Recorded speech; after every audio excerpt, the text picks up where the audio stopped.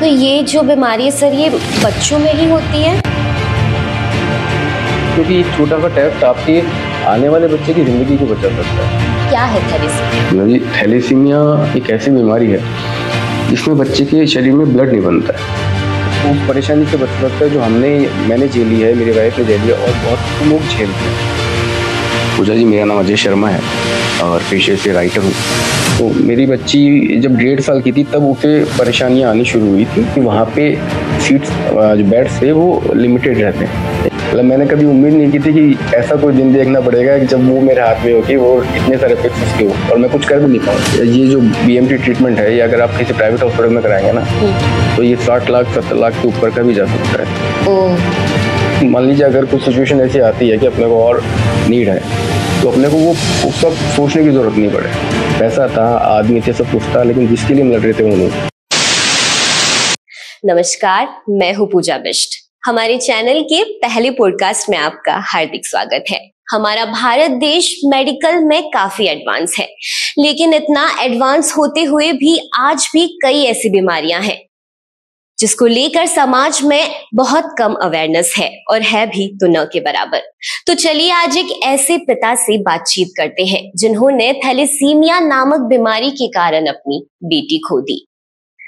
वो नन्ही सी जान खेलने कूदने की उम्र में हर हफ्ते खून चढ़वाती, महीनों अस्पताल में रही, ठीक हुई, घर भी आई, लेकिन अचानक एक दिन फिर से तबीयत खराब होने के कारण वो इस दुनिया को छोड़कर चली गई। लेकिन उस हताश पिता ने हिम्मत दिखाई। उन्होंने एक ऐसी बुक की रचना की जो न केवल समाज को इस बीमारी के बारे में एजुकेट करती है, बल्कि कभी हौसला न खोने को भी प्रेरित करती है। तो चलिए उनकी कहानी और इस बीमारी के बारे में उन्हीं से जानते हैं। नमस्कार सर, हमारे पहले पॉडकास्ट में आपका हार्दिक स्वागत है। हमने हमारे दर्शकों को बताया आपकी किताब के बारे में, आपकी बेटी और आपके बारे में, तो मैं चाहूंगी कि आप ही हमारे दर्शकों को आपका इंट्रोडक्शन दें। पूजा जी, मेरा नाम अजय शर्मा है और पेशे से राइटर हूँ। सबसे पहले करियर की शुरुआत की मैंने कुछ मीडिया हाउसेस से जी, जिसमें राशन पत्रिका भी है, नेशनल दुनिया, डेली न्यूज और खास खबर, एक अमर उजाला, इन सब में किया है मैंने और अलग अलग भूमिकाएं यहाँ पे निभाई हैं। उसके बाद पिछले 3 साल से एक एड एजेंसी है जो डिजिटल मार्केटिंग का काम करती है, एड ग्लोबल 360। फिलहाल वहाँ पे कंटेंट लीड कर रहा हूँ जी, और हिंदी कंटेंट देखता हूँ वहाँ पे। और इसके अलावा मैंने एक किताब भी लिखी है मेरी बिटिया के ऊपर, कैनिशा बॉर्न फाइटर जी। और अब लोग मुझे कैनिशा के फादर होने के बारे में ज्यादा जानते हैं। ओके, तो कैनिशा के ऊपर ही हमारा आज का पॉडकास्ट है सर, डेडिकेटेड टू कैनिशा। तो सर, थैलेसीमिया क्या है? अगर सरल भाषा में हम समझना चाहे, हमारे दर्शक समझना चाहे बहुत ही सिंपल वे में, तो क्या है थैलेसीमिया? जी, थैलेसीमिया एक ऐसी बीमारी है जिसमें बच्चे के शरीर में ब्लड नहीं बनता है। बहुत साधारण भाषा में आपको बताता हूँ। तो ब्लड नहीं बनता है तो बच्चे में वीकनेस आ जाती है। वीकनेस आएगी तो उसकी ग्रोथ रुक जाएगी और धीरे धीरे वो डेथ की तरफ चला जाता है। तो ये जो बीमारी है सर, ये बच्चों में ही होती है? ये जेनेटिक डिजीज है जो माता पिता से बच्चों में आती है। ओके, अगर माता और पिता दोनों को ये बीमारी है जी, तो लेकिन सर माता पिता में ये बीमारी है तो प्रेगनेंसी के दौरान, जैसे लेडी प्रेग्नेंट हुई है तो तब इसका कोई टेस्ट कंपलसरी ऐसा कुछ होता है? जी, जब मेरे बच्चे हुई थी तब ऐसा कोई टेस्ट कंपलसरी नहीं हुआ था और अगर ऐसा होता तो शायद कैनिशा का जन्म ही नहीं हो पाता। क्योंकि उसमें क्या होता है कि जब बच्चा कुछ महीने का कंसीव होता है उसी ड्यूरिंग टेस्ट होता है जिससे गर्भ में ही पता पड़ जाता है कि बच्चा थैलेसीमिया मेजर है कि नहीं। अगर वो तो हो जाता है तो बच्चे को अबॉर्ट कर दिया जाता है, जो कि मेडिकली गलत नहीं है। ओके, हाँ, तो ये कंपलसरी नहीं है कहीं पे कि ये प्रेगनेंसी के दौरान कुछ जांचें जैसे होती है, तो ये होनी चाहिए क्योंकि एक छोटा सा टेस्ट आपके आने वाले बच्चे की जिंदगी को बचा सकता है, उसको उस परेशानी से बचा सकता है जो मैंने झेली है, मेरी वाइफ ने झेली है और बहुत से लोग झेल रहे हैं। ओके, तो सर आपने बताया कि आपकी वाइफ और आप दोनों थैलेसीमिया से थे, पर तो आप लोगों को पता नहीं चला कि आपको ये बीमारी है? तो जी, थैलेसीमिया 2 तरह का होता है। ओके, एक मेजर और एक माइनर। मेजर में ब्लड चढ़ने की रिक्वायरमेंट रहती है। हाँ। माइनर में कोई सिम्टम्स नहीं होते कि जिससे पता लगाया जा सके कि देखकर कि ये कोई माइनर पेशेंट है। तो ऐसे बहुत से लोग होंगे जो थैलेसीमिया माइनर होंगे, लेकिन उन्हें खुद को ही नहीं पता होगा कि वो माइनर है। अच्छा, जैसे सर थैलेसीमिया माइनर है तो उससे हमारी बॉडी को कोई दिक्कत परेशानी नहीं बिल्कुल होती? नहीं, ऐसा कुछ नहीं। तो जब सर कैनिशा का डायग्नोज हुआ कि उसे थैलेसीमिया है, तब उसकी एज क्या थी? तो ये जनरली होता है 6 महीने से लेकर 1.5 साल की उम्र जो होती है उसमें डायग्नोज होता है। ओके। हमारा, क्योंकि मैं जयपुर से बिलोंग करता हूँ जी। तो मेरी बच्ची जब 1.5 साल की थी तब उसे परेशानियां आनी शुरू हुई थी। मतलब बीच में पैदा हुई थी तब उसको जॉइंटिस हो गया था। उसके बाद थोड़ा कभी कोई इन्फेक्शन हो गया, बीमार हो गई, फीवर हो गया, इस तरह का इम्यूनिटी से रिलेटेड इश्यूज रहते थे। जी। फिर 1-2 बार ब्लड ट्रांसफ्यूजन भी डॉक्टर ने कराया था क्योंकि उसका ब्लड HB कम हो गया था। हमारा चल रहा था ऐसा। तो मेरे एक मित्र हैं धीरेन्द्र पारिक, उन्होंने मुझे सजेस्ट किया कि यार ये ट्रीटमेंट तो तुम ले रहे हो, इसके अलावा मेरे कहने से एक डॉक्टर उषा आचार्य हैं जो जेकलोन जयपुर का बच्चों का सबसे बड़ा सरकारी अस्पताल है, कि वहाँ उनकी सुपरिटेंडेंट रही हुई है, तुम उसको दिखा लो। जी। हम गए तो वो डॉक्टर का एक्सपीरियंस इतना गजब का था, उसने, हम जैसे उनके केबिन में एंटर हुए, उसने चेहरा देख के बता दिया कि ये बच्ची थैलेसीमिया माइनर मेजर है। ओके। वो मेरे पहली बार, क्योंकि मैं जर्नलिस्ट रहा हूँ तो थैलेसीमिया के बारे में मैंने थोड़ा बहुत सुना पड़ा था। हाँ जी। लेकिन मुझे ये पता नहीं था कि ये कितनी गंभीर बीमारी है। सर इसके कैनिशा को इसके क्या लक्षण दिखे थे, मतलब उसकी बॉडी में क्या चेंजेस हो रहे थे? उसकी बॉडी में बहुत वीक थी, चलने में उसको बहुत दिक्कत आ रही थी, है ना, उसका HB डाउन चला गया था, है ना, बुखार बहुत जल्दी हो जाना, है ना, ये जनरल उसको साथ पेश आती थी समस्याएं। फिर हम जब डॉक्टर के गए तो उन्होंने बताया कि इन बच्चों के जो एक बाहर से देख के पता कैसे लगता है कि उनका फॉरहेड जो होता है वो थोड़ा सा आगे बढ़ा हुआ होता है, उनकी जो नोज होती है वो थोड़ा सा पीछे दबी हुई और ऊंची होती है ना, वीकनेस बहुत ज्यादा रहती है इन बच्चों में, पैर बहुत कमजोर रहते हैं। ये मोटे मोटे लक्षण है जिनको देख के एक बार आइडिया लग जाता है कि ये बच्चे थैलेसीमिया है कि नहीं है। फिर इसके इन्वेस्टिगेशन होते हैं जिसमें ये सब चीजें क्लियर होती हैं। और इसका इलाज क्या है सर? देखिए, टेम्परेरी ट्रीटमेंट तो इसका है ब्लड ट्रांसफ्यूजन। हर बच्चे की बॉडी की रिक्वायरमेंट जैसी है, हाँ जी, उस हिसाब से इसको बच्चों को ब्लड ट्रांसफ्यूजन दिया जाता है। वो 15 दिन में भी हो सकता है, जैसे जैसे बच्चा बड़ा होता है हो सकता है कि उसकी पहले 15 दिन में उसको 1 यूनिट लगता हो, बच्चा जैसे जैसे बड़ा होता है उसकी बॉडी की रिक्वायरमेंट बढ़ जाती है तो उसको 2 यूनिट भी चाहिए होता है। तो ये डिपेंड्स कि बच्चे की एज क्या है, उसकी बॉडी की रिक्वायरमेंट क्या है। और ब्लड अब तो काफी सुविधाएं हो गई, अब तो गवर्नमेंट जितने ये ब्लड बैंक हैं, हॉस्पिटल्स हैं, वो इन बच्चों को मुहैया करा देते हैं। तो कब तक ये ब्लड जो आप बोल रहे हो चढ़वाना पड़ता है? कुछ कोई ऑपरेशन, कोई ऐसा चीज की वो चीज को हम खत्म कर सके जड़ से, ऐसा कुछ नहीं है? बोन मैरो ट्रांसप्लांट होता है। ओके जी। बोन मैरो ट्रांसप्लांट में क्या होता है कि भाई बच्चों के जो भी पेशेंट है, हाँ, उसके लिए एक डोनर तलाशा जाता है। वो जनरली उसके सिबलिंग्स को प्रायोरिटी दी जाती है क्योंकि उसका जेनेटिक स्ट्रक्चर उसके जैसा ही होता है। हाँ जी। उसके बाद मदर को और उसके बाद फादर को। इनमें से किसी का अगर बोन मैरो मैच हो जाता है, एक HLA मैचिंग होती है, अगर वो हो जाती है तो ही वो उस ऑपरेशन को, ट्रांसप्लांट को किया जाता है। कैनिशा के केस में कैनिशा का बोन मैरो ट्रांसप्लांट हो गया था।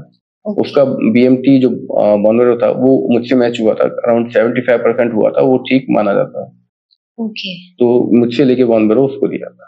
तो शुरुआत से शुरू करें कि ठीक है, फिर डॉक्टर ने बता दिया कि थैलेसीमिया मेजर है, उसके बाद क्या हुआ? उसके बाद फिर वो उस समय से 1.5 साल की थी? वो उस समय 1.5 साल की थी। ओके। उसके बाद फिर हमें डॉक्टर उषा आचार्य ने डॉक्टर जगदीश सिंह का रेफरेंस दिया, क्योंकि वो उस वक्त वहां पर जो थैलेसीमिया वार्ड है जेकेलोन का जी, उसके इंचार्ज थे। हमने उनको दिखाया और उन्होंने हमको सब चीजें समझाई, हमको हिम्मत भी दी कि अब इसका टेम्परेरी प्रायोरिटी तुम इसकी लो कि इसको रेगुलर अब तुम ब्लड ट्रांसफ्यूजन कराओ। और ये कितने दिन में? हर 15 दिन। हर 15 दिन। तो हमारा सबसे पहले तनाव ये था कि ये जो 15 दिन में, क्योंकि हमें पता नहीं था कि ब्लड मिलेगा कैसे, कहाँ से आएगा, या डोनर ले जाना पड़ेगा। उसके बाद क्या कि भाई वहां पे डॉक्टर साहब ने कहा कि नहीं, ये हम लोग खुद अरेंज करवा देते हैं, है ना। फिर डॉक्टर साहब ने हमको एडमिशन करवाया जेकेलोन में। वहाँ पे हमारे एक डायरी, कार्ड, जो फॉर्मेलिटी थी पूरी हुई जी। फिर हमने वहाँ पे शुरू किया ब्लड चढ़वाना। फिर वहाँ पे एक थैलेसीमिया सोसाइटी बनी हुई है, उसके अध्यक्ष थे नरेश भाटिया जी। अब तो उनका निधन हो गया है अभी कुछ दिन पहले। उन्होंने बहुत हेल्प की मेरी। क्योंकि वो सबकी मतलब पूरी सोसाइटी को लेके वो चल रहे थे साथ में। उन्होंने मेडिसिन, ब्लड काफी गवर्नमेंट से, हॉस्पिटल से बात करके बहुत सारे अरेंजमेंट उन्होंने अपने स्तर पे खुद ही करवाए थे। और इन बच्चों की दवाई इतनी महंगी आती हैं, वो उन्होंने गवर्नमेंट से मतलब सरकार से उनकी सोसाइटी और उनके एफर्ट्स की वजह से ही हमको दवाइयाँ मिल रही थी। और कैनिशा के लिए ऐसे 300-400 बच्चे तो जयपुर में ही ट्रीटमेंट करवा रहे थे उस वक्त। कैनिशा के अलावा 300-400 बच्चे जयपुर में ही ट्रीटमेंट करवा रहे थे जे कॉलोनी में। और जैसे आज ट्रांसफ्यूजन हुआ तो उसके बाद हमें पहले नेक्स्ट 15 डेज बाद की डेट लेनी पड़ती थी, क्योंकि वहां पे सीट्स जो बेड्स थे वो लिमिटेड रहते हैं। स्टार्ट में तो 10-15 बेड रहते थे, तो उतना ही पेशेंट्स को लेते थे। बाद में तो जेकलॉन में ही ऊपर फ्लोर पर था, सेकंड या थर्ड फ्लोर पे बड़ा वार्ड बन गया था, तो वहां पे सुविधाएं अच्छी थी। वो तो इस तरह ट्रांसफ्यूजन उसका शुरू हुआ। फिर नरेश भाटिया जी की ने हमको बताया कि इसका बीएमटी होता है, ट्रांसप्लांटर, वो इसका एक परमानेंट इलाज है, वो आपको करवा, अगर आपके सिबलिंग्स से मैच हो जाता है या एचएलए जो मैच होता है तो उसके बाद वो होगा। फिर हमें एक डॉक्टर प्रिया मारवाल है, उन्होंने थैलेसीमिया रिसर्च इंस्टीट्यूट रन कर रही थी वो, उनका रेफरेंस मिला, उनसे बात की। उन्होंने भी हमें मोटिवेट किया कि यार इसका यही इलाज है, अदरवाइज आप ताउम्र इसके ब्लड चढ़वाते रहो या ट्रांसफ्यूजन चलता रहेगा। थोड़ा पहले तो घबराहट भी हुई, क्योंकि क्या होता है कि हर चीज का फायदा और नुकसान दोनों होता है ट्रीटमेंट का। तो और उन्होंने हमें सब कुछ क्लियर बताया था कि इसका नुकसान तो मतलब आपके जो पेशेंट है वो ऐसा आइडियल पेशेंट है मेरे लिए, जिसमें वो सारी परेशान मतलब सारी चीजें हैं जो आइडियल पेशेंट में रहती हैं कि ये सर्वाइव कर जाएगी। सर इसके नुकसान भी उन्होंने बताया था, क्या नुकसान हो सकते? देखिए बीएमटी का क्या रहता है कि बीएमटी में बोन मैरो एक डोनर से लेके बच्चे को दिया जाता है जी। तो वो कई बार बॉडी एक्सेप्ट कर लेती है, कई बार वो बॉडी रिजेक्ट भी कर देती है। तो ऐसे केसेस मैच होने के बाद भी जी बिल्कुल। ओके। हालांकि अपने केस में ऐसा नहीं हुआ जी, लेकिन वहां मैंने 2-3 केस देखे थे। उसके लिए वो सेफ साइड ये रखते हैं कि बच्चे का जो पहले का जो वाला जो बीएम बोन मैरो जो है जी, वो प्रिजर्व करके रखते हैं। ओके। ऐसे में अगर ऐसी कोई सिचुएशन आ जाए तो बच्चे को एटलीस्ट बचाया जा सके। ओके, तो सर कब तक कैनिशा को ब्लड चढ़ाया गया और बोन मैरो ट्रांसप्लांट कब हुआ? कैनिशा को 1.5 साल की उम्र से हर 15वें दिन 8 साल की उम्र तक जो ब्लड ट्रांसफ्यूजन है वो हुआ था। इस समय के दौरान कभी उसे हॉस्पिटलाइज्ड होना पड़ा था? नहीं, ट्रांसफ्यूजन के दौरान उसे कभी हॉस्पिटलाइज नहीं होना पड़ा। हर 15 दिन में हम जेकेलॉन जाते हैं, मॉर्निंग में अराउंड 8:30-9 o'clock। वहाँ रजिस्ट्रेशन होता, वहां से सैंपल मिलता। पहले ब्लड बैंक जेकेलॉन में ही था तो वहीं से मिल जाता था, बाद में एसएमएस से लाना पड़ता। सर इस बीच उसकी स्कूलिंग कैसे रही? उसकी स्कूलिंग बिल्कुल डिस्टर्ब नहीं हुई। पहले वो घर के पास लिटिल स्टार करके स्कूल थी, वहां पढ़ती थी। उसके बाद सेंट सोल्जर में गई, उसके बाद कपिल ज्ञानपीठ में। तीनों जगह स्कूल्स का इतना अच्छा कोऑपरेशन था कि हमें कभी दिक्कत नहीं आई। और सर ब्लड चढ़ाने के बाद कुछ उसे मतलब कोई चक्कर आना, नौशिया, ऐसे कुछ? आप ये माने कि भाई हमसे ज्यादा एक्सपर्ट ब्लड चढ़ाने में तो खुद हो गई थी। मैंने बुक में भी एक इंसिडेंट का जिक्र किया है। एक शुरुआत की बात है, जब ये पहली और दूसरी तीसरी बार हम ट्रांसफ्यूजन के लिए गए थे, तो उसकी जो ब्लड लगाने के लिए कैनुला लगाते हैं, उसके लिए उसकी वेन नहीं मिली। तो जनरली हम ये मानते हैं कि हाथ में ही मिलती है। तो मैंने उस दिन काउंट किए तो 19 से 20 पिक उसके हुए, और उसके लास्ट जो कैनुला लगा वो उसकी थाई पे लगा था।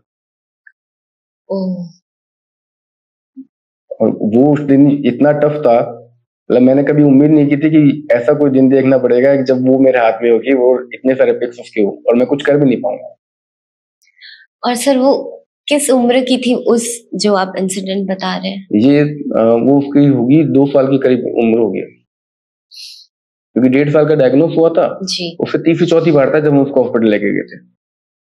शुरुआत में तो रिलेटिव सब लोग मतलब मिलने, जैसे हम जनरली मानते हैं अपने ट्रेडिशनल फैमिली में कोई बच्चा बीमार है या गया है जी, तो साथ। फिर मैंने भी मतलब मुझे लगा कि यार अभी अपना उम्र भर का काम है। फिर मैंने भी मतलब उनको मना करना शुरू किया, लोगों ने आना बंद किया। फिर 1.5 साल में तो ये हो गया कि भाई मैं और वाइफ दोनों जाते, सुबह 9 बजे गए हैं और शाम को 5 बजे तक फ्री होके और हम आराम से घर आ जाते थे। मेरा वेडनेसडे मेरा ऑफ रहता था, तो हम जनरली कोशिश ये करते थे कि उसी दिन का हम टाइम लें। और जब बोन मैरो ट्रांसप्लांट हुआ 8 साल के बाद, तब क्या स्थिति थी सर? तब क्या सिचुएशंस खड़ी रही? ट्रांसप्लांट मैं जिनका जिक्र कर रहा था, डॉक्टर प्रिया मारवाल का जी, उन जैसी डॉक्टर मैंने पहले कभी नहीं देखी। उसकी वजह क्या था कि वो इतना मोटिवेट करती थी, मैं और मेरी वाइफ दोनों को उन्होंने मतलब कई बार उन्होंने समझाया कि किस तरह होता है और इसका नुकसान से ज्यादा हमें ये देखना चाहिए कि बच्चे की पूरी उम्र उसकी जो समस्या है उसका समाधान हो जाएगा जी। तो उनने हमारी बहुत मदद करी। और उसके बाद जब उसका मतलब वो ये हुआ कि बीएमटी करवाना है, तो बाकी उसमें क्या है, कंसर्न वगैरह लेना, उस कंसर्न की वीडियोग्राफी वगैरह इस तरह की चीजें डॉक्टर अपनी सेफ साइड के लिए उन्होंने की। अब मतलब कंसर्न में बकायदा वीडियोग्राफी रिकॉर्ड करते हैं वीडियो उसमें। उसकी वजह क्या थी कि भाई कैनिशा के ट्रीटमेंट से पहले 1-2 बच्चों का ट्रीटमेंट हुआ था, तब डॉक्टर्स को थोड़ा सा लीगल इश्यूज शायद फेस करने पड़े होंगे। ओके। तो तब से एक प्रोसीजर ये था कि हम चूंकि अपन रेडी हैं, कंसर्न रिटर्न में दे रहे हैं, तो रिटर्न में देते हुए की वीडियोग्राफी हुई थी और वो जो कंसर्न लिखी हुई थी हैंड राइटेड, उसको बोल के भी वीडियोग्राफी की गई थी। और ये बहुत जनरल सा, ऐसा कुछ इशू वाला था भी नहीं कि अपने को ट्रीटमेंट तो करवाने था और अपन रेडी भी थे, तो उसमें कोई इशू क्रिएट किया नहीं। और उसके बाद फिर कई फेज हुए, जिसके कैनिशा के 3 से 4 फेज हुए, है ना, जिसमें उसको कुछ दिन जैसे 10 दिन का हॉस्पिटल में रहना पड़ा, फिर 15 दिन का रहना पड़ा, इस तरह 3 फेज में गई थी। उससे पहले चूंकि ट्रेडिशनल फैमिली से हैं, तो मैंने कहीं सुना था कि वो एक पूजा होती है महामृत्युंजय की जी। मुझे बताया गया कि महामृत्युंजय की कोई 1.25 लाख जप हैं, वो कराने से अपना ट्रीटमेंट मतलब जो बाधाएं हैं, जो समस्याएं हैं, वो सॉर्ट हो जाएंगी। अब चूंकि ट्रीटमेंट भी काफी, ये जो बीएमटी ट्रीटमेंट है, ये अगर आप किसी प्राइवेट हॉस्पिटल में कराएंगे ना, तो ये 60 लाख 70 लाख से ऊपर का भी जा सकता है। तो इस ट्रीटमेंट से पहले अपन ने इतनी चीजें, हमने हमारा जो शहर वाला जो हाउस था, हमारा मकान था जी, वो तक हमने फोल्ड आउट करके हम इसीलिए आए थे कि मान लीजिए अगर कुछ सिचुएशन ऐसी आती है कि अपने को और नीड है, तो अपने को वो उस वक्त सोचने की जरूरत नहीं पड़े। और कुछ 7 के आसपास, 7 लाख के आसपास गवर्नमेंट से भी अपने को फंड मिला था। ये सब मेहनत उनकी, जो हॉस्पिटल डॉक्टर प्रिया मारा वाले उनकी तरफ से की हुई मेहनत थी। उनके यहाँ से जो भी फाइल सरकार के पास जाती थी ना, वो ट्रीटमेंट से पहले बिना किसी जद्दोजहद के वो हॉस्पिटल के अकाउंट में पैसा आ जाता था, जो बच्चा है उसके ट्रीटमेंट के लिए। मतलब सरकार मदद कर रही है। और इसमें पेशेंट के गार्जियन को या परिजनों को कोई भाग दौड़ करने की कोई जरूरत नहीं थी। हमने हमारे केवल जो डॉक्यूमेंट्स रिक्वायर मांगे थे, उन्होंने हमने केवल हॉस्पिटल में सबमिट किए थे। उसके बाद हम न किसी से मिले, न कहीं गए। पूरा हॉस्पिटल ने किया जी। तो बीएमटी की शुरुआत के पहले फेज की बात करें तो आपने महामृत्युंजय मंत्र का जाप कराया जी। उस दौरान क्या हुआ? महामृत्युंजय में क्या हुआ कि भाई हमने किसी एक पंडित जी से बात की, उन्होंने हमें बताया कि यार 7-8 दिन का पूरा होगा और उसमें काफी एक्सपेंसिव होने थे, अराउंड 1.5-2 लाख के आसपास। उन्होंने हमको हिसाब किताब बना के दे दिया था। 7-8 दिन की पूजा महामृत्युंजय जाप का 1 से 1.5 लाख? हाँ, 1 से 1.5 लाख अराउंड बताया था। और उसमें कैनिशा को उपस्थित रहना जरूरी था? कैनिशा को रहना था उसमें। और वो अपने हिसाब से ठीक थे, क्योंकि मान लीजिए आप 10 पंडित भी आ रहे हैं, तो पर डे के हिसाब से उनकी दक्षिणा वगैरह और सारे खाना वाना और वो सब मिला के। फिर मेरे एक मित्र हैं राजकुमार, उनसे मैंने बात की। वो भी उनका खुद का मंदिर है और इस सब ज्योतिष में अच्छी नॉलेज रखता है जी। तो उन्होंने मुझे अपने पास बुलाया। उन्होंने पूरा जो 7 दिन का प्रोग्राम था ना, वो 1 दिन में करवा दिया। अब उन्होंने कैसे कराया कि उन्होंने 40-45 पंडित एक साथ अरेंज किए, एक ही दिन वो पूरी पूजा संपन्न हो गई सब। और कैनिशा अब पूरे परिवार, आप परिवार गया? हमारा उनका ये था कि पूजा के बच्ची को अस्पताल में सीधे पूजा के बाद वहां से सीधे वहां पे भेजना है। तो उन्होंने सेटअप ऐसा किया था कि पूजा खत्म हुई शाम को 5 बजे जी, हमको कैनिशा को हॉस्पिटल में एडमिट कराना था शाम को 7 बजे। पूजा खत्म करके सीधे उसको हॉस्पिटल ले गए थे। और फिर वहाँ पे एडमिशन हो गया, ट्रीटमेंट शुरू हुआ, उसकी थेरेपी और कीमो वगैरह भी हुई थी, कीमो भी हुई। वो उसको प्रॉपर एडमिट कर लिया था? प्रॉपर एडमिट कर लिया था। ओके। और उसको पता था कि भाई मेरे साथ क्या हो रहा है, क्योंकि वो बच्चों को देखती भी थी। डॉक्टर ने उसकी खुद की काउंसलिंग की थी कैनिशा की। और कैनिशा के अलावा भी आपके बच्चे हैं सर? मेरी एक बेटिया और है। तो वो कैनिशा से छोटी है? वो छोटी है। तो कितने साल छोटी है सर? उससे 1.5 साल छोटी है। तो उस समय क्योंकि वो भी बढ़ती हुई बच्ची थी, तो उसका कैसा रहा सर, उसका बिहेवियर? वो भी ये सब चीजें देख रही थी क्योंकि उसकी एज भी बहुत छोटी थी, तो सफर तो सर उसने भी सफर तो उसने किया ही, लेकिन मैं बहुत आभारी हूँ मेरे मदर फादर का और मेरे mother in law father in law का जी। वो जो एक था ना कि भाई एक बच्ची के साथ हम स्ट्रगल कर रहे हैं तो दूसरी बच्ची स्ट्रगल ना करे, वो उन लोगों ने चारों ने बहुत अच्छे से मैनेज किया। उसको पता था सर कि क्या हो रहा है उसकी दीदी के साथ? उसको पता था, क्योंकि क्या था कि भाई वो दोनों स्कूल साथ सेम क्लास में थे, एक साथ स्कूल जाते थे। और थोड़े से हर्ष हम भी इसलिए हो गए थे कि हमने यद्वी को 1 साल पहले स्कूल में डाल दिया, केवल इसलिए कि कैनिशा का बैग है या बॉटल है वो कैरी करने में उसकी मदद करेगी। तो उसको शुरू से पता था कि वो इस कैनिशा को भैयू बोलती है। तो उसको पता था कि भैयू की परेशानी है, ब्लड चढ़ता है और अब इसको ट्रीटमेंट होता है। तो अब उसको पता है कि भाई हाँ मुझे ये सब मम्मी दादी के पास रहना है, माँ के पास रहना है, नानी के पास रहना है। तो इन सब अपने आप मैनेज किया था।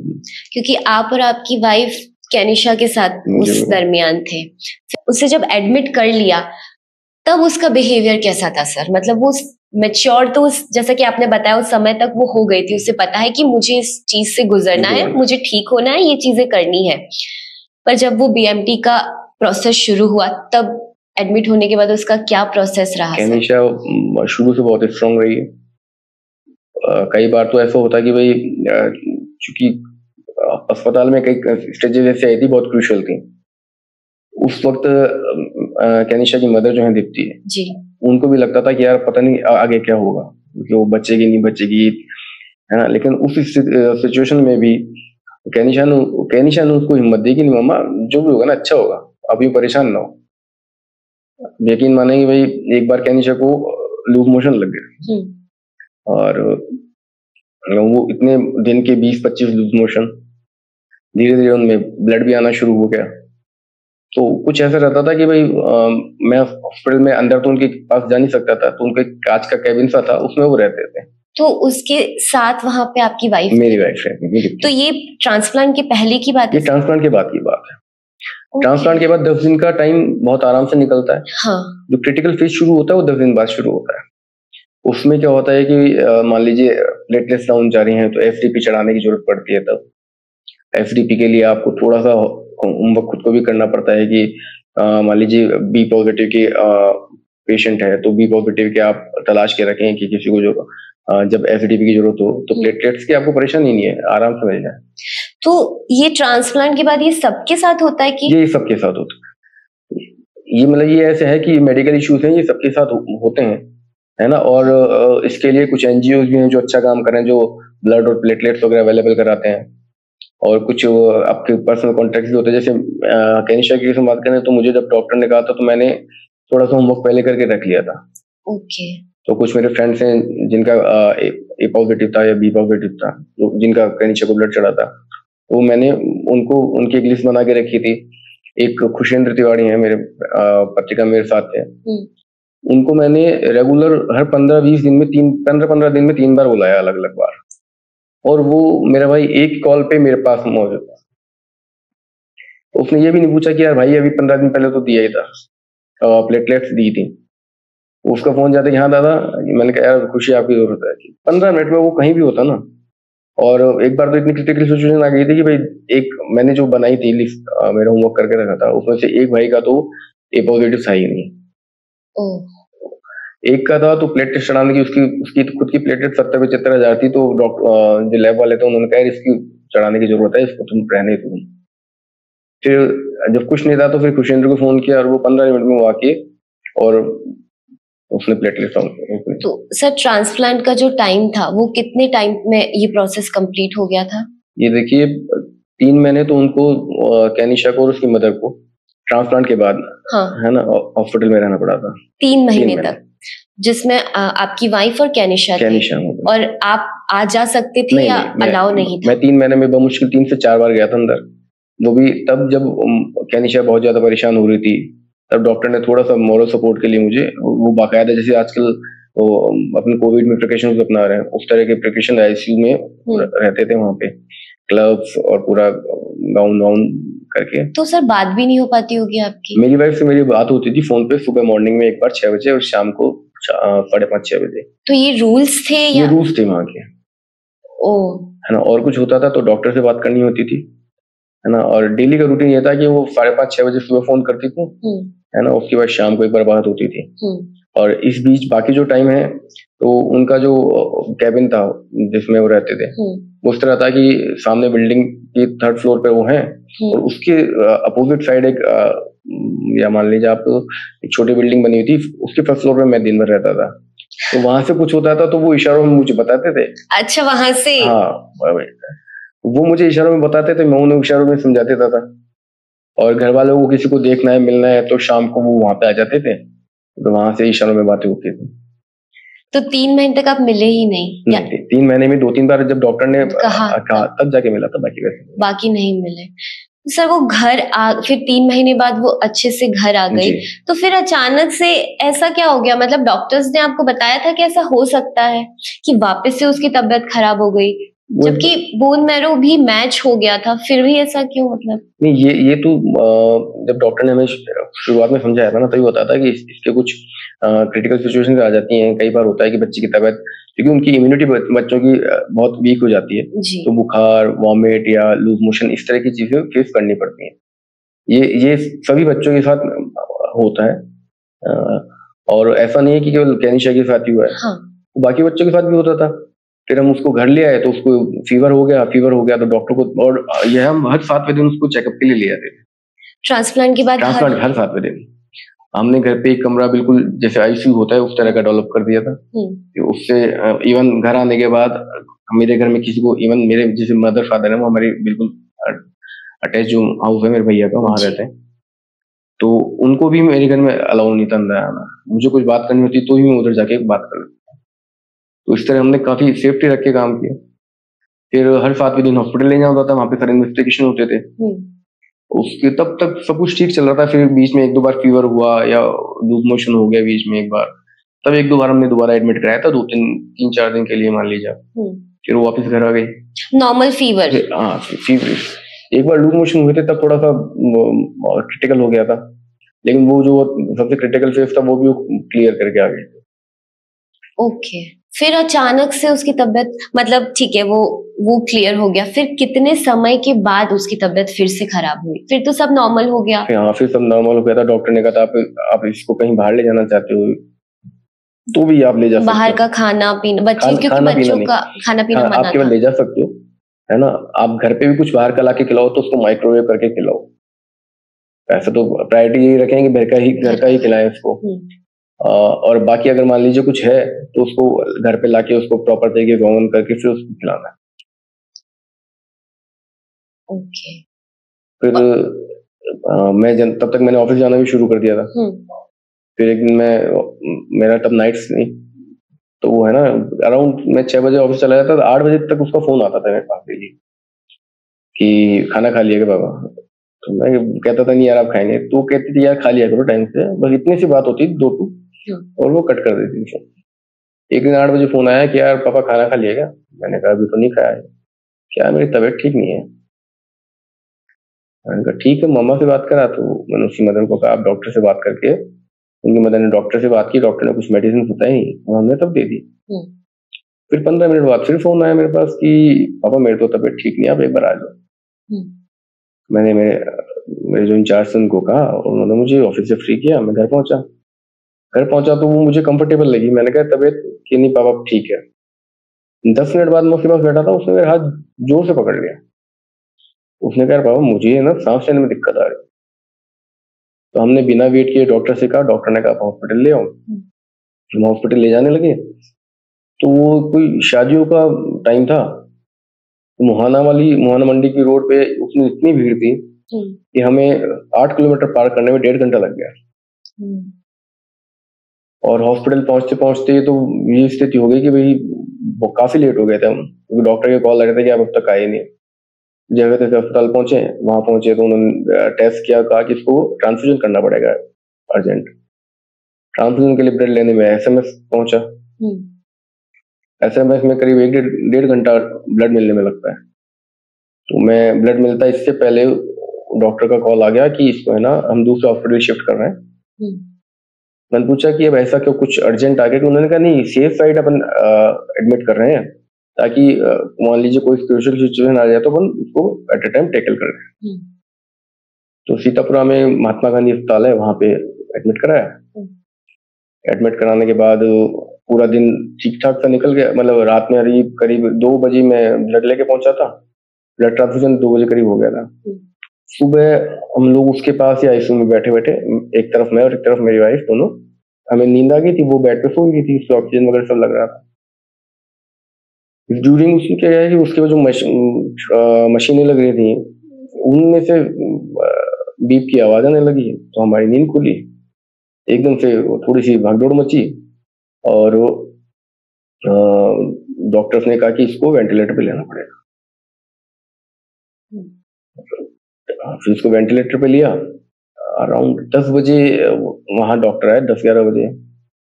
उन्होंने मुझे पूछा कि भाई इसका गार्जियन कौन है।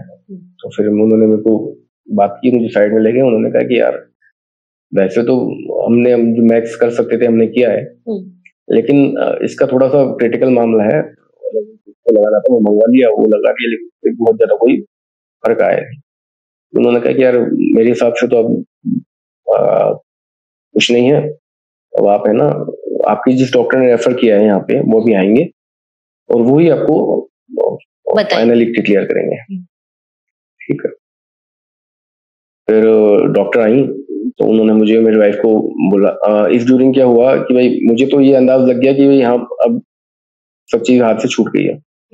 तो मैंने मेरी वाइफ को लिया, मेरे ब्रदर को वहां बैठाया इशू में। तो उसने पूछा आप कहाँ लेके चल रहे हो? मैंने कहा कुछ खा के आते हैं, क्योंकि मुझे पता था कि अब ये 1 घंटे बाद जो डॉक्टर आके कहेंगे उसके बाद खाना पीना सब छूट जाएगा। तो मैं कैंटीन में ले गया उसको। वहां पे हमने एक पेटीज खाई, 2 चाय पी और आधा पौन घंटा हमने नीचे स्पेंड किया और हम ऊपर आ गए। ऊपर आए तब तक हमारे आने के 10 मिनट बाद डॉक्टर भी आ गए थे। उन्होंने हमको बुला के और कह दिया कि अब कैनिशा हमारे साथ नहीं है। उस वक्त मतलब वहां पे सब लोग थे, मतलब मेरे पूरे रिलेटिव थे, कम से कम 20 से 25 रिलेटिव थे। सबके पास पैसा था, मतलब एट ए टाइम कम से कम 10-15 लाख रुपए हमारे पास वहां पे मौजूद था, क्योंकि जो आया था वो जेब में गड्डी रख के लाया। पैसा था, आदमी थे, सब कुछ था, लेकिन जिसके लिए हम लड़ रहे थे वो नहीं।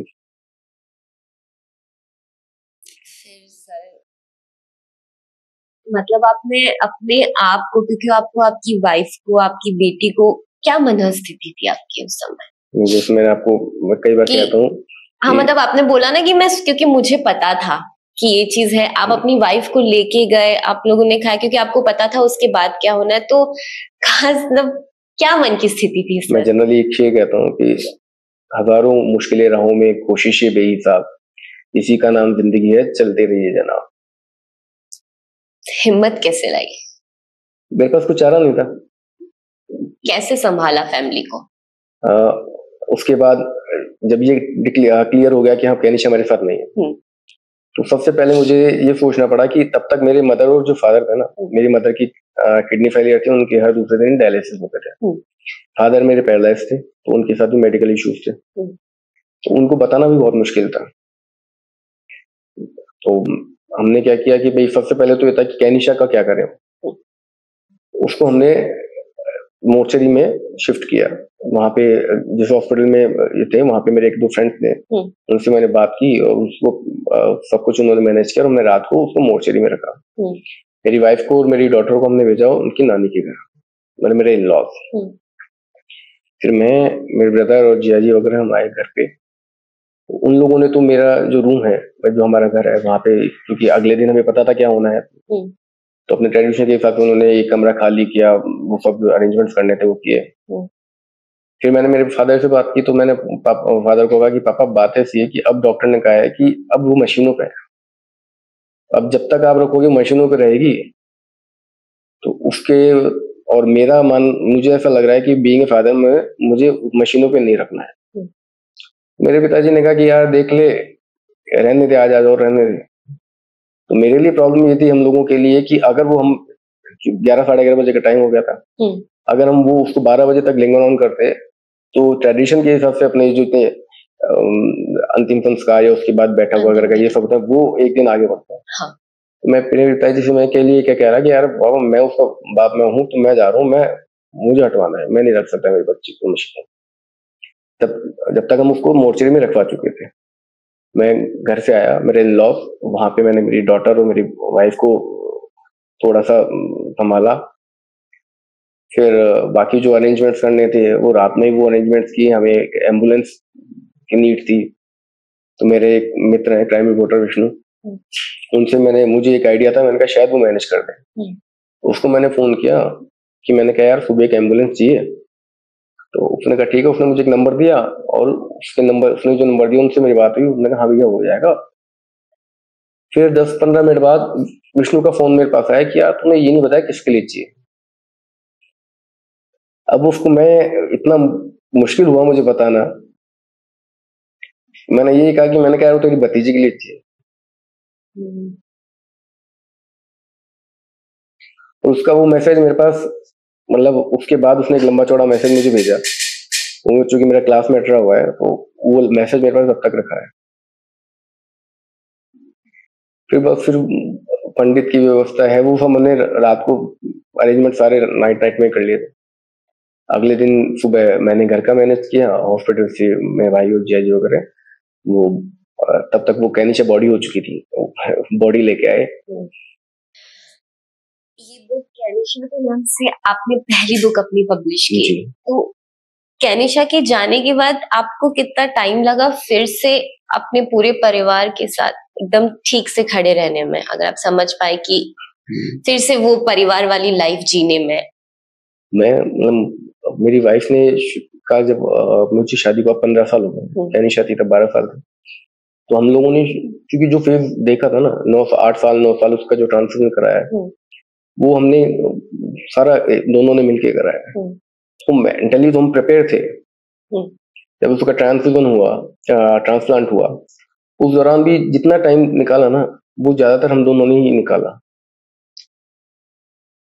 और हाँ, इसके चूंकि मेरे फादर तो चूंकि पैरालाइज थे तो उनका मूवमेंट ज्यादा था नहीं। इसके फादर ने मेरी being a friend being a supporter बहुत मदद की।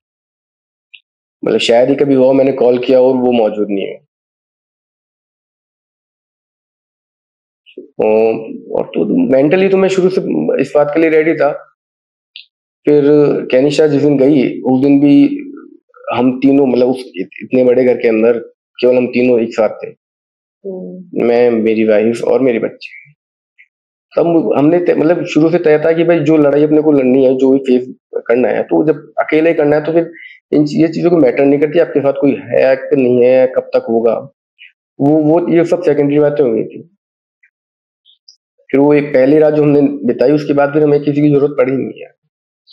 फिर मैंने जब आपकी बुक पढ़ी सर, तो पहले बुक के बारे में मैं बात करूंगी इसके बाद कि आपकी लाइफ में ना फिर से वो उम्मीद की किरण आई और कैनिशा फिर से आई, वो बताइए पहले। कैनिशा को गए करीब 9 महीने से हो चुके थे। इस बीच में मेरी वाइफ के जो ब्रदर है ना, उनकी बिटिया, उनकी वाइफ प्रेग्नेंट थी। तो बिल्कुल जिस दिन कैनिशा गई उसके ठीक 9 महीने बाद एग्जैक्ट डेट में वो बच्ची हुई। तो उससे पहले ये बुक जो शुरू की थी ना उसका फर्स्ट फेज ही हुआ था। तब से मेरे दिमाग में ये था कि मैंने पता नहीं इसका अपन एंडिंग कैसे करेंगे। फिर जब वो हुई तो वो हैप्पी एंडिंग जो मुझे लग रहा था कि एंडिंग जैसे भी हो कैनिशा की बुक की एंडिंग हैप्पी एंडिंग होनी चाहिए, तो एंडिंग मुझे वहां से मिली। क्या सोच के बुक लिखी, क्या मन में क्या चल रहा था कि मुझे, ठीक है लोग हमारे आसपास लोग होते हैं सर, बहुत सारे सजेशंस देते हैं जो कि फेयर इनफ है, हमारे जो डियर वंस होते हैं वो देते, पर आपके मन में क्या था कि मैं क्यों लिख रहा हूँ ये बुक? मेरा जो बुक लिखने का मोटो था वो केवल ये था कि एक तो लोगों को पता लगे कि थैलेसीमिया है क्या, थैलेसीमिया क्या है, इसमें किस तरह की समस्याएं होती हैं, जिसके बारे में लोगों को बिल्कुल ही पता नहीं है। एक कितनी परिस्थितियां आती हैं कि एक जैसे मतलब मेरे जैसे कैनिशा जैसे 300 बच्चे मान लो, अगर आप जयपुर में ट्रीटमेंट करवा रहे हैं तो 300 परिवार हैं जो समस्या से जूझ रहे हैं। मेरा ये सवाल था आपसे कि जब कैनिशा का ट्रीटमेंट चल रहा था तो आपने वो 300-400 बच्चे, उनके परिवार, उनके पेरेंट्स सबको देखा, तो कितने % ये इलाज सक्सेसफुल है, कितना रेशियो है? मतलब नहीं, बीएमटी का काफी ये मान लीजिए डॉक्टर ने हमें 90% का एश्योर किया था कि 90-95% ये सिक्योर है ना, और 90% और 5% में मेजर रेशियो 95% बहुत होता है। तो होप फॉर द बेस्ट करके हम लोग इस ट्रीटमेंट के लिए गए थे और वो ठीक भी हो गई थी। अब वो जब कैनिशा एक्सपायर हो गई उसके बाद डॉक्टर ने बताया कि कोई रेयर ब्लड इन्फेक्शन है जो इसको हुआ था, और उस इन्फेक्शन की वजह से हमें ट्रीटमेंट का या जो सर्वाइव करने का टाइम था वो बहुत कम मिला। कौन से साल में सर ये बुक पब्लिश की आपने? जी लास्ट ईयर ये बुक पब्लिश हुई है। लिखते टाइम इमोशनल, क्योंकि पढ़ के तो सर मैं भी बहुत इमोशनल हुई, आप खुद लिखते टाइम बहुत इमोशनल हुए होंगे। कुछ चैप्टर्स हैं जो मैंने लिखा था तब भी मैं रोता था। हाँ। और अब भी मैं ऐसा नहीं मैंने बुक लिख दी मैं पढ़ता नहीं। हाँ। ये 60-70 पेजेस की बुक है और मैं इसको कम से कम मैंने इसको 50 बार पढ़ा है, और 50 बार जितनी बार पढ़ा है कुछ चैप्टर्स में मैं फूट के रोता हूँ। मेरे को ये जानना है कि बुक आपने पब्लिश की, लोगों ने पढ़ी, सर कैसा रिस्पॉन्स रहा? जो आप चाहते थे लोगों को जागरूक करना वो हुआ? देखिए मेरे पास ऐसे लोगों के, मैं ये तो नहीं कह रहा कि बुक बहुत ज्यादा लोगों तक पहुंची है या हजारों लोगों ने पढ़ ली है, लेकिन मुझे ऐसा लगता है कि अगर 100 लोगों ने भी इस किताब को पढ़ा ना तो कम से कम 100 लोग तो थैलेसीमिया को लेकर अवेयर हुए हैं। मैंने उन लोगों को रोते हुए देखा है कि जिनके बारे में माना जाता था कि भाई ये आदमी है ना ये बहुत स्ट्रॉन्ग है।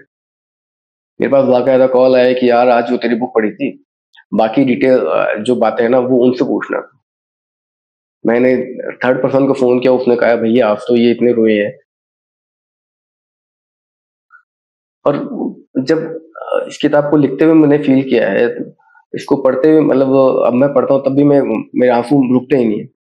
बीकानेर के एक सुमित हैं जी, उन्होंने फेसबुक पे किसी की रिव्यू पढ़ा था और उनका मेरे पास मैसेज आया कि यार मुझे बुक चाहिए, मैंने उनको अवेलेबल कराई। उसके बाद उनका इतना अच्छा रिव्यू मुझे मिला, उन्होंने किताब की इसकी जो अच्छी बातें थी वो भी बताई और इसमें जो कमियां रह गई वो भी मुझे बताई जी। ऐसे सोशल मीडिया पे या पर्सनल मेरे पास बहुत सारे रिव्यू ऐसे थे, तो जिससे मुझे लगा कि हाँ अपनी मेहनत बहुत ज्यादा लोगों के पास पहुंची नहीं पहुंची, लेकिन जिन तक भी पहुंची है ना उनको ये तो समझ आएगा कि ये बीमारी है क्या और कितनी मुश्किल परेशानी लोगों को सामना करना पड़ रहा है इसका। सर मैं तो इतना कहना चाहूंगी कि उस चीज को फील करके, जैसा मैंने इंट्रो में आगे कहा था कि वो जो घटना हुई, जो सिचुएशन थी, कहते हैं ना जिसके ऊपर गुजरती है उसी को पता है। लोग हैं हमारे पास, वो हमें सांत्वना देते हैं, हमारे साथ खड़े रहते हैं, पर जो हमारे मन पे गुजर रही है वो हमें ही पता है। वो उस चीज से गुजरने के बाद इतनी हिम्मत करके लिखना सर, बहुत हिम्मत, मतलब बहुत ब्रेव डिसीजन है आपका और आपने लोगों के लिए किया, मतलब वाकई काबिले तारीफ है। बस मैं यही नेक्स्ट ये मतलब बोलना चाहूंगी कि अब आप लोगों को क्या कहना चाहते हैं कि थैलेसीमिया या XYZ कोई भी है, कि आपका लोगों को क्या संदेश देना है? देखिए 2 लाइन है कि इस दर्द की इंतहा से गुजारे तो सभी जाएंगे, आज नहीं तो कल मारे तो सभी जाएंगे। तो जाना सबको है, लेकिन कोई इस तरह ना जाए बीच राह में छोड़ के। भाई जिसकी भी ये जो परेशानी है, थैलेसीमिया हो या और कोई जेनेटिक बीमारी है, जेनेटिक बीमारियां कुछ पता पड़ जाती हैं, उसके लिए थैलेसीमिया का सीधा है कि आप एक टेस्ट कराइए शादी से पहले कि आप थैलेसीमिया माइनर है कि नहीं है। अगर वो थैलेसीमिया माइनर होता है तो उनको शादी नहीं करनी चाहिए, और शादी करें तो उसी सिचुएशन में करें कि जिसमें वो आगे मेडिकल इश्यूज को सॉर्ट करने की मेंटालिटी प्रॉपर रखते हैं। ऐसा नहीं है थैलेसीमिया मेजर की शादी नहीं हो रही है। हाँ। अभी थैलेसीमिया मेजर बच्चों की शादी हो रही है। हाँ। लेकिन वो एक आम जो जनरल बच्चे हैं उनसे हो रही है। इसकी वजह क्या है कि एक थैलेसीमिया माइनर, एक जनरल, तो उनका थैलेसीमिया का जो कैरी करने वाला जो सिस्टम कड़ी है ना, वो वहीं पे खत्म हो रही है। अच्छा, एक मेजर है और एक जनरल नॉर्मल है जिसे नहीं है, तो वो आने वाली पीढ़ी को ये बीमारी नहीं होगी। ओके। और अगर दोनों माइनर है तो भी होगी? तो 25% जो संतान है उसके 25% संभावना है थैलेसीमिया मेजर होने की। अभी भी कुछ थैलेसीमिया से, जैसे आपने बताया था कि 300-400 बच्चे थे वहां पे आपके, कुछ क्योंकि रोज का आना जाना था, तो उन बच्चों का ट्रीटमेंट हो रहा था कि वो भी अभी प्रोसेस में है, या उनके भी जो ट्रांसप्लांट हुआ वो अभी बच्चे ठीक है? नहीं, कई बच्चे हैं जो बिल्कुल ठीक है। कई बच्चे हैं जो बिल्कुल ठीक है। ओके सर, ये तो थी आपकी। मैं चाहती हूँ कि एज अ ऑथर ये आपने पहली बुक लिखी, आगे कुछ और लिखने का है आपका? जी बिल्कुल, एक किताब पे और काम मैं शुरू कर रहा हूँ। अगर थोड़ा सा आप बताना चाहें। मैं आपको बताऊं कि मुझे ऐसा लगता है कि सुसाइड जो है वो समाज के लिए बहुत बड़ी समस्या है, और उसी को मद्देनजर मैंने कुछ ऐसे केसेस जो जिन्होंने सुसाइड अटेम्प्ट किया था, और कुछ ऐसे केसेस जो सुसाइड अटेम्प्ट कर सकते थे, बहुत आसान रास्ता था उनके लिए मुश्किलों से भागने का, तो इनको क्लब करके एक कोशिश कर रहा हूँ। उम्मीद है कि जल्दी आपके सामने होगी। बिल्कुल बिल्कुल सर, आपका बहुत बहुत धन्यवाद, आप हमारे चैनल पे आए। मैं बहुत खुश हूँ कि हमारे चैनल का पहला पॉडकास्ट आपके थ्रू हुआ। हमारे दर्शकों को कुछ ऐसी चीजें जानने को मिली जो ज्यादातर पता नहीं है। मैं तो दर्शकों से यही कहना चाहूंगी सर कि अगर आप शादी करते हैं तो शादी के पहले ही आप ये टेस्ट करवा लीजिए, ताकि आपकी आने वाली पीढ़ी, क्योंकि परिवार बिखर जाते हैं सर, तो मैं यही कहना चाहूंगी, आपको देखकर सर लोगों को हिम्मत बिल्कुल मिलेगी, क्योंकि वो सिचुएशन, वो सब ठीक होने के बाद, फिर कैनिशा के जाने के बाद आप उठे, आपने लिखा, हाँ वो भगवान की कृपा, या जो भी लैंग्वेज में कहे कि कैनिशा आपके पास वापस आई। लेकिन हर केस में तो ऐसा नहीं होगा। अगर हम पहले से सारी सावधानी बरत के, इवन डॉक्टर्स भी कहते हैं कि हर 6 महीने में हमें अपना हेल्थ चेकअप, सारी चीजें करवा लेनी चाहिए। तो हम तो हमारे दर्शकों से यही गुजारिश करते हैं कि अगर आप शादी भी कर रहे हैं, अगर आपकी शादी हो गई, आपने टेस्ट नहीं करवाया, बट एटलीस्ट प्रेगनेंसी में आपको ये टेस्ट जरूर करवाना चाहिए। और सर की बुक की अगर बात करें तो सर की बुक है उनकी बेटी के नाम पे, कैनिशा। जैसे मैंने आपको शुरुआत में कहा था कि एक संघर्ष की कहानी है, लेकिन साथ ही आपको जागरूक भी करती है। हाँ, बहुत इमोशनल है। आप एक पिता के उस अनुभव, उस दर्द को मैं भी पढ़ के रोई हूँ, आपको भी वो फील होगा। आपको ये बिल्कुल पढ़नी चाहिए। मैं सर की ID, Instagram ID, Facebook ID comment section में, डिस्क्रिप्शन बॉक्स में मेंशन कर दूंगी। आप वहां से जाके सर को डीएम कर सकते हैं और ये बुक बिल्कुल पढ़ सकते हैं। सर आपका बहुत बहुत धन्यवाद फिर से हमारे चैनल पे आने के लिए। तो ये तो थी कैनिशा की कहानी। आपको ये पॉडकास्ट कैसा लगा कमेंट सेक्शन में जरूर बताइएगा। मैं और मेरी टीम पूरा ट्राई कर रहे हैं कि हम आगे भी आपके लिए कुछ ऐसे ही उपयोगी और यूजफुल पॉडकास्ट लेकर आए। अगर आपको अच्छा लगा हो तो जरूर से सब्सक्राइब करिए हमारे YouTube चैनल को।